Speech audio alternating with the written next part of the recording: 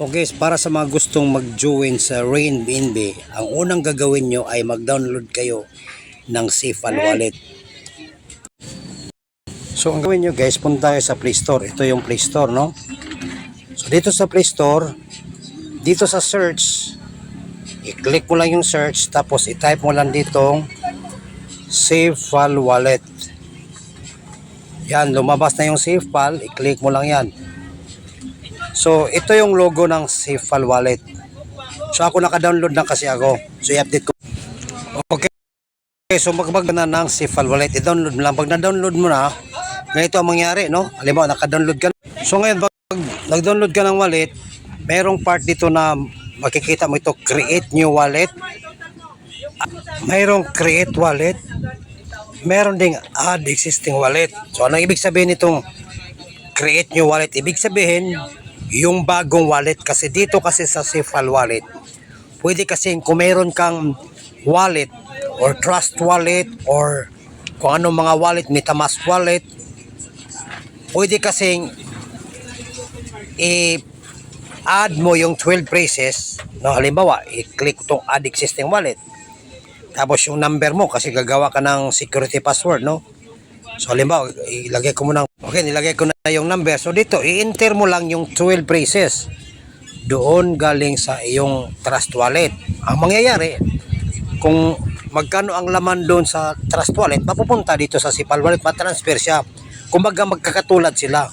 Yun ang ibig sabihin sa Add Existing Wallet. Pero kung sakaling wala ka talagang ibang wallet, gusto ka na panibagong wallet, i-click mo lang itong Create New Wallet. So yun ang gagawin mo. Pag-click mo sa Create New Wallet, so ilagay mo yung security password kasi gagawan, no, anim ito na numero, yung numero na hindi mo malilimutan. So ilagay ko muna. So dito, would you like to create a new wallet? So mag-create ako, i-click mo na yung Create Now. Ayan. So may nakalagay na your wallet is ready, back up now, i-click mo lang yung back up now. So dito may dalawang kapilian, back up to Google Drive or back up manually. Dito ka sa back up manually, no? Pag dito sa back up manually, pag click mo siya diyan, pag click mo gito ang lalabas, no? So merong equal lang ito, meron dito, i-click mo lang itong part, yung tatlo, i-click mo lang siya, no? Pagkatapos understood, no?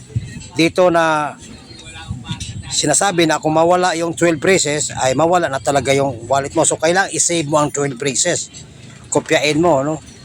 So once the app is deleted, the wallet data will be all deleted. So kung i-delete mo yung application, mawala din. Pero kung meron kang 12 phrases, maano mo siya, ma-recover mo. Yun na nga yung sinabing Add Existing Wallet. Kalimutan, dinelete mo siya, gusto mong ibalik, merong Add Existing Wallet. So mahalaga din dito na i-save mo yung 12 phrases. Please back up the mnemonic phrase in the secure environment.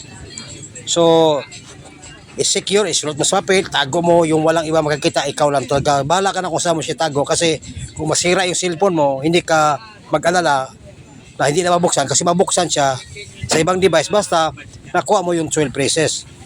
Ibig sabihin, huwag mo siya ipagkita kahit sino. So, i-click mo yung understood.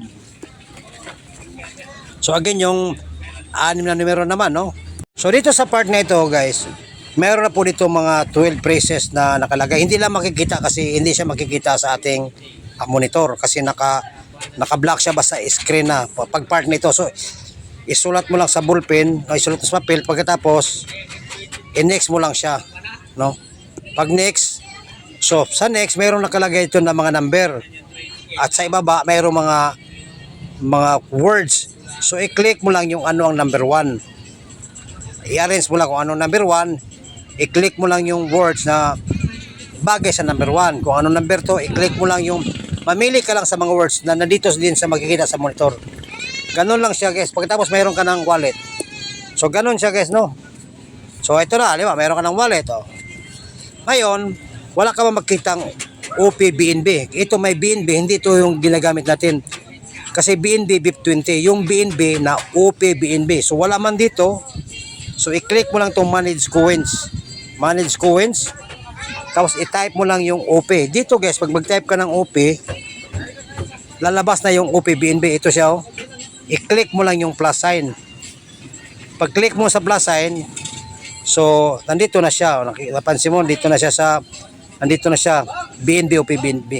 So kung sakaling bibili ka ng OPBNB sa ibang tao na nagbibinta, i-click mo lang ito, i-click mo itong receive kasi ikaw yung maka-receive.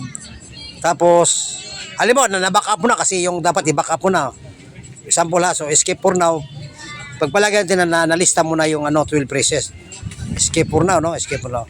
So i-copy mo lang siya. Pag-click mo sa copy, automatic nasa cellphone mo na yan. Na-copy mo na yung e-wallet address. So pag bibili ka, ito lang ibibigay mo.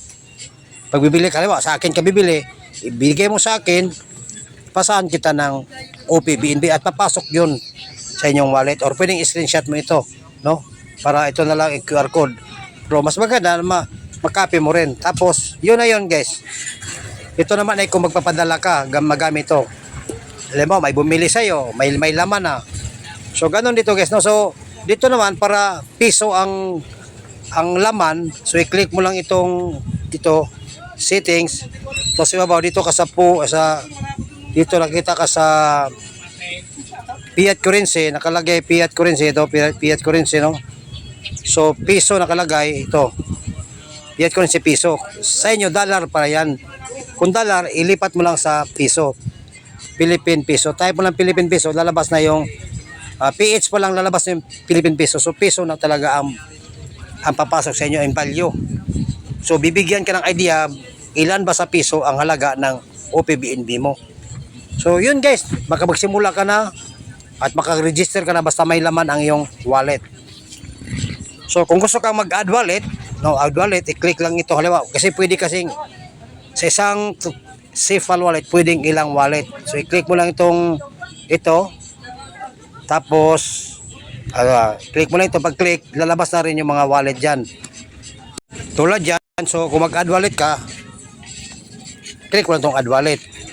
Ibig sabihin, mayroon ka ng wallet. Ito sa isang SafeAll wallet, marami akong wallet.